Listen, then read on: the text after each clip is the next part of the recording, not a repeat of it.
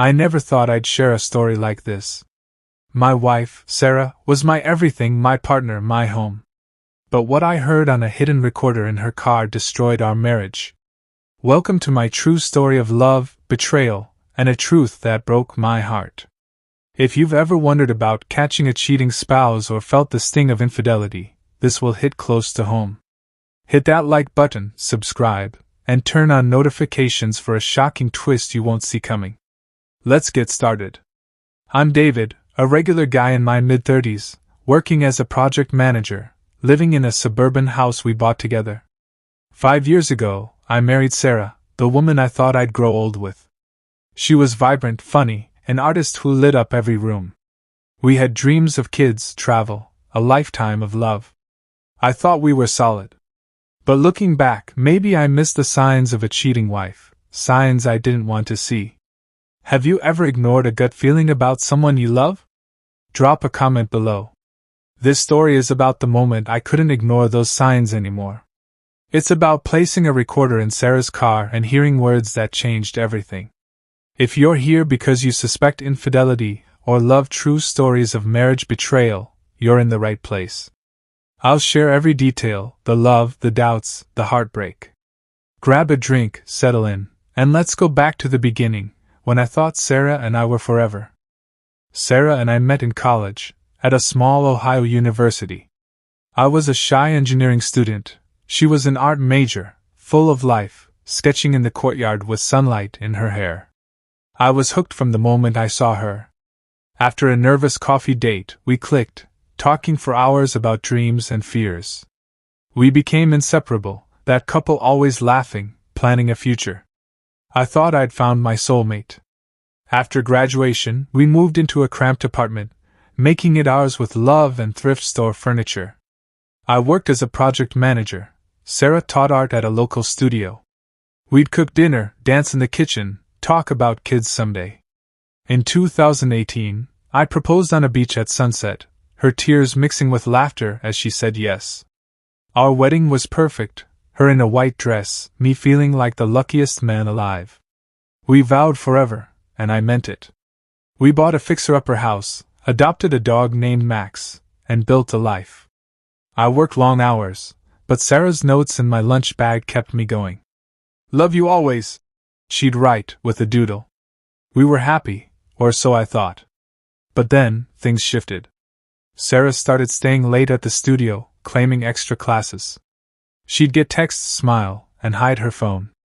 I caught a whiff of unfamiliar cologne on her once, brushed it off as nothing. She became vague about her day, dodging questions with a laugh. I didn't want to be paranoid, but doubts crept in. Have you ever felt someone you love pulling away? That's where I was. The changes were subtle at first. She dressed up more, wore new perfume, got defensive when I asked about work. One night I saw a text from Alex on her phone, just, "See you soon." She said it was a coworker, but her nervous laugh said otherwise. I told myself to trust her, but the signs of infidelity were piling up, late nights, locked phones, that cologne. I confided in my sister, Emma, who said, "David, talk to her, but don't ignore your gut." I tried, asking if she was okay, but she brushed me off. "Just stressed," she said. But I wasn't convinced.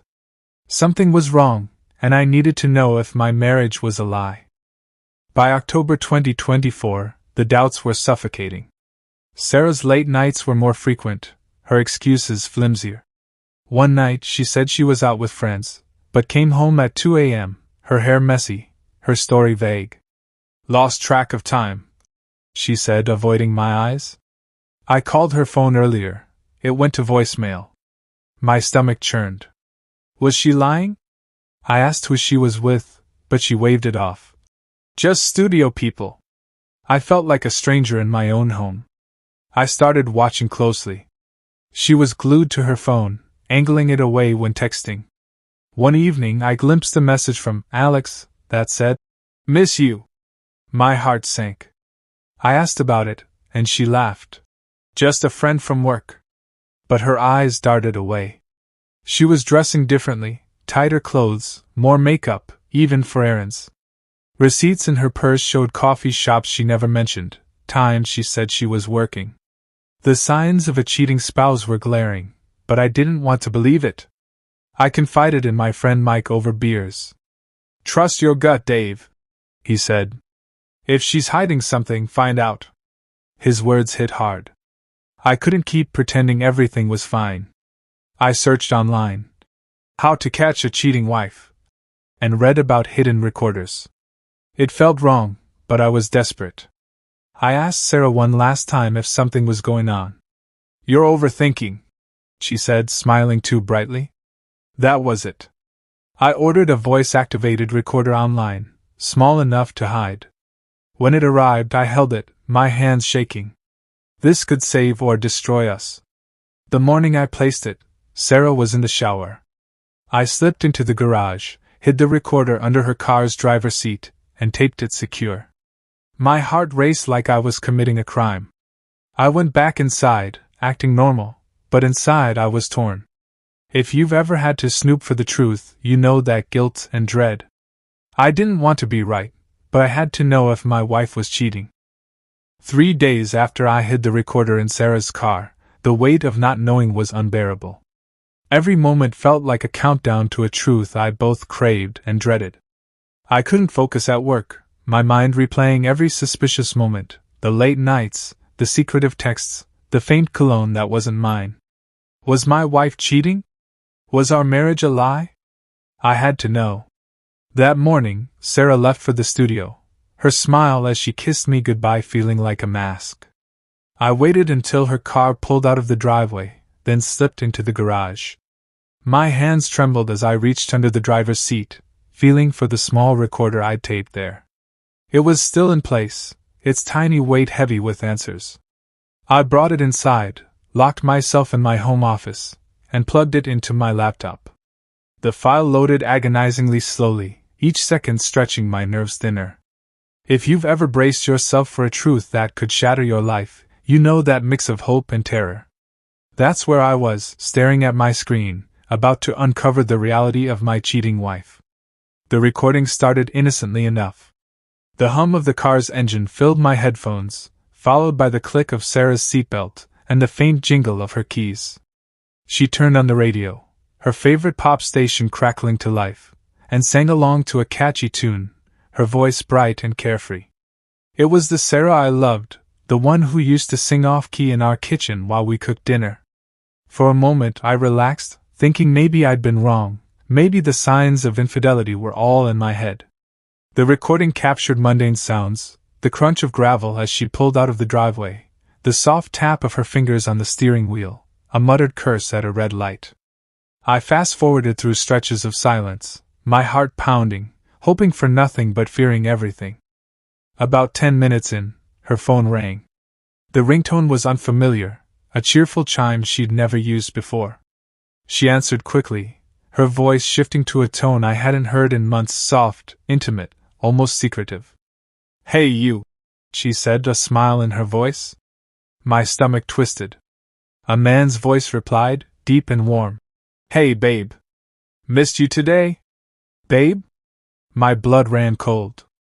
"Missed you too, Alex," Sarah said, her laugh light and flirty, the kind she used to save for me. "Last night was incredible. I can't stop thinking about it." Last night? The night she claimed she was out with friends until 2 a.m.? I gripped the edge of my desk, my knuckles white, as the truth started to unravel. Their conversation went on for 20 excruciating minutes, every word a nail in the coffin of our marriage. Alex teased her about sneaking around, his voice smug. "You're getting good at this secret stuff," he said. Sarah giggled. "Well, David's clueless. He trusts me completely." Clueless? The word hit like a slap. I trusted her because I loved her, because I believed in our vows. But here she was, laughing at my trust, planning her next meetup with this man. "Let's do the hotel again," she said, her voice low and conspiratorial. "Friday night? I'll tell David I'm working late." Alex murmured agreement, describing what he wanted to do with her, words I couldn't bear to hear but couldn't stop listening to. My vision blurred with tears, but I kept the headphones on, forcing myself to face every second of her betrayal. Sarah's voice grew more candid as the call continued. "It started so innocently," she said, almost wistful. "Just coffee after work, talking about art. Then that night we stayed late, and you kissed me. I couldn't stop after that." Alex chuckled, encouraging her. "I love David in a way," she admitted, "but he's so predictable. With you, it's passion, it's alive." Passion? Predictable? I'd spent years building a life with her, working hard, planning our future, and she reduced me to predictable? I paused the recording, my chest tight, and paced the room, trying to breathe through the pain. How could she say she loved me while planning hotel nights with him? The recorder was exposing my cheating wife in ways I never imagined. I hit play again, needing to hear it all. They talked logistics, a hotel downtown, a time when I'd be at work. Sarah laughed about a close call, how I'd almost seen a text from him. "He asked who you were," she said, and I played it off. "He's so trusting, it's almost sad." Almost sad? My anger surged, mixing with heartbreak. I wasn't sad, I was devoted. But to her, that was a weakness. The call ended with her saying, "See you soon, Alex." Her voice breathy, like a lover's promise. I sat there, stunned, as the recording returned to the hum of the car and her humming a song, as if she hadn't just torn our marriage apart. But the recorder had more to reveal. Later that day, Sarah made another call, this time to her sister, Jenna. "David's been so clingy lately," she complained, her tone exasperated. "He keeps asking where I am, like he's suspicious." Jenna laughed. "Well, is he wrong?" Sarah joined in, her voice light. "No, but he'll never figure it out. I'm too good at this." Too good at this? She was bragging about her affair, mocking my trust while driving the car we bought together. Jenna asked if she felt guilty, and Sarah hesitated. "Sometimes," she said, "but Alex makes me feel alive. David's just there." Just there? I was her husband, her partner, and she reduced me to nothing. The recording went on, capturing more snippets of her double life. A stop at a coffee shop, where she chatted with a barista like everything was normal. A call to a friend casually mentioning a work thing, on Friday, the same night she planned to meet Alex. Every moment was a lie, layered over the truth I was hearing now. I listened to the entire file twice, then 3 times, each replay carving the betrayal deeper into my heart. There were other sounds too, her singing, her muttering about traffic, but they only made the affair more real, her normalcy a stark contrast to her deception. The recorder didn't just catch her words, it caught her ease, her lack of remorse, her ability to live 2 lives without a hint of straying. By the 3rd listen, I was numb. The initial shock gave way to a hollow ache. I pictured every moment she'd come home late, smiling, kissing me, while carrying this secret. 6 months, she'd said on the call. 6 months of lies, of stolen moments with Alex, of pretending to be my wife. I thought of our wedding, her vows, for better or worse, and how hollow they felt now. The recorder was my proof, but it was also my undoing. It confirmed my worst fears, that my marriage was a sham, that the woman I loved was a stranger.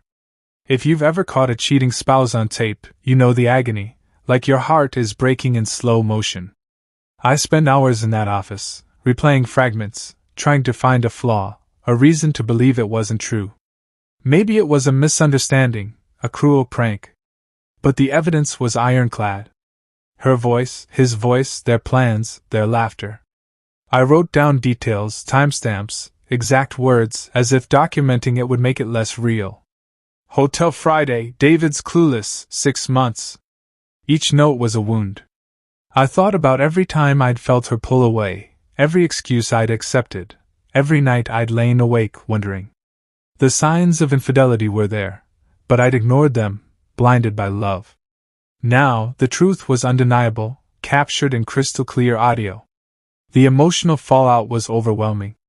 Anger surged, hot and raw, at Sarah for betraying me, at Alex for intruding on our life, at myself for not seeing it sooner.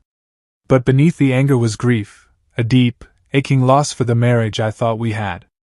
I cried, something I hadn't done since my dad passed years ago. The tears came in waves for the love we'd shared, for the future we planned, for the trust now shattered.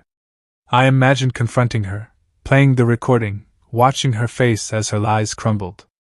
But what then? Could I forgive her? Could I live with her knowing what I knew? The recorder had given me answers, but it also left me with questions I wasn't ready to face. I kept listening, searching for more clues. Another recording from the next day caught Sarah humming happily, as if her call with Alex was just another part of her day. She stopped at a gas station, chatted with the cashier about the weather, her voice bright and unbothered.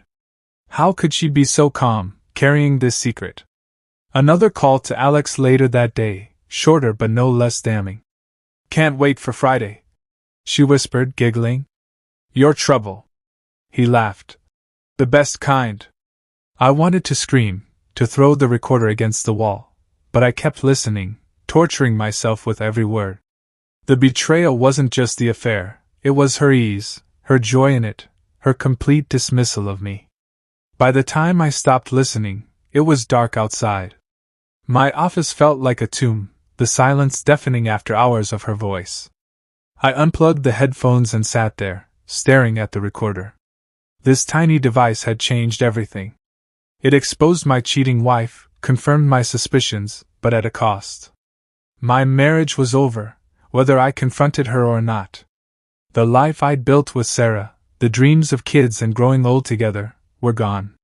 I felt hollow, like a shell of the man I'd been that morning. If you've ever uncovered infidelity, you know this feeling, like the ground's been ripped out from under you. I hid the recorder in my desk, knowing I need it for the confrontation. But that night, I couldn't sleep, couldn't eat. Her words played on a loop. "David's clueless, you make me feel alive." I questioned everything, our love, our memories, my own worth. Was I really so predictable? Had I failed her somehow? The pain was raw, a mix of betrayal, humiliation, and loss. I knew I had to face her, to play the recording and demand answers, but the thought terrified me. What would she say? Would she deny it, beg for forgiveness, or admit it all? Either way, the truth was out, and there was no going back. This moment, listening to that recorder, was the turning point. It confirmed my worst fears and set me on a path I couldn't avoid. If you're watching this and you've caught a cheating partner, share your story in the comments. It helps to know we're not alone. And don't forget to like and subscribe for more true stories of marriage betrayal. What happened next, when I confronted Sarah, was even harder. Stick around to hear how it unfolded. The truth from the recorder burned inside me like a fire I couldn't put out. Sarah's voice, laughing with Alex, calling me clueless, planning their secret meetups, played on a loop in my head. I couldn't pretend everything was fine anymore. That evening, after hours of wrestling with what to do, I decided to confront her. Sarah was in the kitchen, chopping vegetables for dinner, humming like nothing was wrong. The normalcy of it made my stomach churn, knowing the lies behind her smile. I stood in the doorway, the recorder in my pocket, my heart pounding so hard I thought it might burst. "Sarah," I said, my voice low but firm. "We need to talk." She turned, her knife pausing mid-chop, and her smile faltered when she saw my face. "What's wrong, David?" she asked, setting the knife down. I didn't ease into it. There was no point. I pulled the recorder from my pocket and held it up, my hand trembling. "I know about Alex," I said. Her eyes widened, and her face strained of color, like she'd seen a ghost. What are you talking about?" she stammered, but her voice shook, betraying her. I didn't give her a chance to lie. I pressed play, and the room filled with her voice from the recording, soft and flirty, talking to Alex. "Last night was incredible," she said on the tape, followed by his smug, "Miss you, babe." Sarah's hand flew to her mouth, her eyes darting between me and the recorder. She shook her head, whispering, "No, David, please, it's not what you think." But the evidence was undeniable. I let the recording play, her laughter, Her plans for a hotel meetup, her calling me clueless echoing off the kitchen walls. She sank into a chair, tears streaming down her face, her body trembling. When the clip ended, the silence was suffocating. I stood there, arms crossed, waiting for her to speak. "David," she finally choked out. "I'm so sorry. It was a mistake. I didn't mean for this to happen." "A mistake? For 6 months?" My anger surged, hot and sharp. "A mistake?" I snapped, my voice rising. "You've been cheating on me for half a year, Sarah. You laughed about it, said I was clueless. How is that a mistake?" She sobbed harder, burying her face in her hands. "It wasn't supposed to go this far," she said. "Alex was just a friend at first, we worked together, and then, it just happened." "Just happened?" I couldn't believe her nerve. "You planned hotel nights," I said, my voice shaking with rage. "You lied to my face every day. How could you do this to us?" The argument stretched into the night, hours of raw, painful words. I demanded every detail, needing to understand how my wife, the woman I loved, could betray me so completely. She admitted it started with late-night talks at the studio, coffee dates that turned flirty, a kiss one evening that spiraled into an affair. "You were always working," she said, her voice breaking. "I felt alone. Alex made me feel seen, wanted." I stared at her, incredulous. "I worked for us," I shouted. "For our house, our future, our dreams. And you threw it away for him?" She flinched, tears falling faster. "I know I messed up," she said. "I love you, David. I'll end it with him. We can fix this." "Fix this?" The words sounded hollow. How do you fix a marriage shattered by infidelity? Every time I looked at her, I heard her voice on the recorder, giggling with Alex, mocking me. She begged for forgiveness, promising therapy, promising to cut Alex off. "I'll do anything," she said, reaching for my hand. I pulled away, the sting of her betrayal too fresh. "You called me predictable," I said, my voice cracking. "You said I was just there. How am I supposed to trust you again?" She had no answer, just more tears. The woman I'd married, who'd vowed to love me forever, was now a stranger. I couldn't stay in that house, surrounded by memories of a life that felt like a lie. "I need space," I told her, grabbing a duffel bag from the closet. She followed me, sobbing, clutching my arm. "Please don't go," she begged. "We can work through this." But I shook my head. "You destroyed us, Sarah," I said, my voice breaking. "You chose him over me." I packed clothes, my toothbrush, and left, the door slamming behind me as her cries echoed in my ears. I drove to my friend Mike's house, my vision blurred with tears. Mike welcomed me in, no questions asked, and handed me a beer. I poured out everything, the recording, the confrontation, the way Sarah's excuses cut deeper than her betrayal. "You did the right thing, Dave," Mike said. "You can't stay with someone who lies like that." But knowing it was right didn't ease the pain. I crashed on his couch, staring at the ceiling, replaying the fight. My phone buzzed with texts from Sarah, apologies, please, promises to change. One voice message was just her sobbing. "I'm so sorry, please come home." I didn't respond. How could I? The trust was gone, replaced by a gaping wound. The days that followed were a fog. I called in sick to work, unable to face anyone. The pain came in waves, anger, grief, humiliation.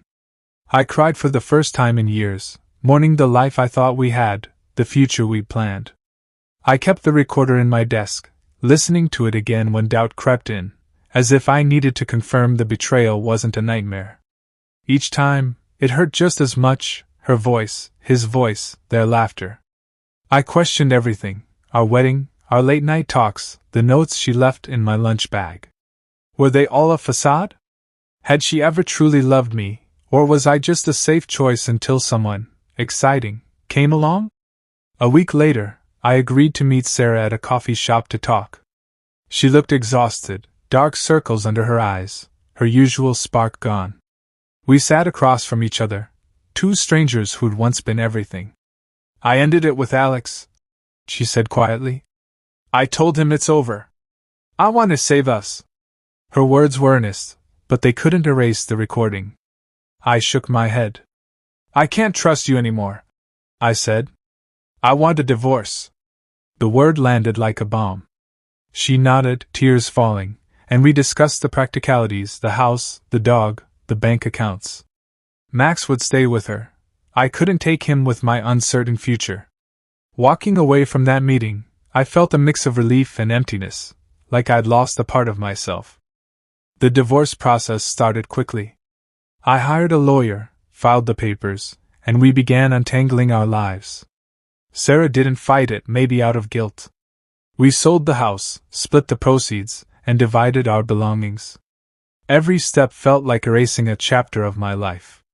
I moved into a small apartment downtown, a sterile space that felt nothing like home. Max's visits were bittersweet, his happy barks a reminder of what I'd lost. Friends rallied around me, sharing their own stories of infidelity, making me feel less alone. My sister, Emma, told me about her friend's divorce after a similar betrayal. You'll get through this, she said. You're stronger than you know. Therapy became my anchor. I started seeing a counselor, who helped me process the betrayal. Sarah's choices weren't about you, she said. They were about her own issues. It was hard to believe at first, but slowly, I started to see it. I wasn't perfect, but I didn't deserve this. The sessions helped me unpack the anger, the self-doubt, the questions about my worth. I learned that healing from infidelity isn't linear. Some days I felt okay, others I was back in that kitchen, hearing her voice on the recorder. I avoided places we used to go, deleted photos from my phone, tried to erase the pain. But memories lingered, good ones tangled with bad, making it harder to let go. Months later, the divorce was finalized. Sarah and I exchanged polite emails about final details, but that was it. I heard through friends she was in therapy too, trying to understand why she cheated. Part of me hoped she'd find peace, but I couldn't forgive her, not yet. The aftermath was a slow rebuild, finding new routines, rediscovering who I was without her. I leaned on work, took up running, started journaling to process the pain. The recorder stayed in my desk, a reminder of the truth I'd uncovered and the strength it took to face it. If you've dealt with a cheating spouse, you know the scars don't fade easily, but they make you stronger. Have you been through something like this? Share your story in the comments, it helps to connect. The confrontation was the hardest moment of my life, but it was necessary. It ended the lies and started my journey to healing. If you're facing marriage betrayal, know that the truth, painful as it is, sets you free. Don't forget to like and subscribe for more true stories like this. Stick around, because moving forward was the real challenge, and I'm not done yet. This is my story, a raw, painful journey from love to betrayal to healing. It began with a marriage I thought was unbreakable, with Sarah, the woman I believed was my forever. We had a home, a dog, dreams of a family, but those dreams crumbled when I noticed the signs of a cheating spouse, late nights, secretive texts, a whiff of cologne that wasn't mine. My suspicions led me to place a hidden recorder in her car, a decision that changed everything. What I heard on that recorder, Sarah's flirty laughter with Alex, her confessions of a 6-month affair, her calling me clueless, shattered my heart and our marriage. The confrontation was brutal, her tears and excuses unable to erase the betrayal. I walked away, started over, and learned to rebuild after infidelity. If you've been through marriage betrayal, you know the pain, but also the strength it takes to move forward. I'm sharing this to let you know you're not alone. Looking back, the recorder was both a curse and a gift. It exposed the truth about my cheating wife, forcing me to face a reality I didn't want to see. Those recordings, her voice planning hotel meetups, joking about my trust, still echo in my mind on tough days. But they also gave me clarity, the push to end a marriage built on lies. The aftermath wasn't easy, leaving our home, dividing our life, saying goodbye to Max, our dog. Therapy helped me see that Sarah's choices weren't my fault, that I deserve better than a partner who could betray me so casually. I've spent the last year rediscovering myself, running marathons, painting, even dipping my toes into dating again. It's slow, and trust is hard, but I'm finding hope in small moments, a new friend's laugh, a sunrise on my morning run. This journey taught me lessons I carry every day. Trust your gut, those little signs, a locked phone, a vague excuse, they mean something. Don't ignore red flags just because you love someone. Infidelity hurts, but living in a lie is worse. I also learned that healing from a cheating spouse is possible, not quick or easy, but possible. You rebuild one step at a time, through therapy, friends, new passions. I started a blog to share my story anonymously, and the comments from others who've faced betrayal remind me I'm not alone.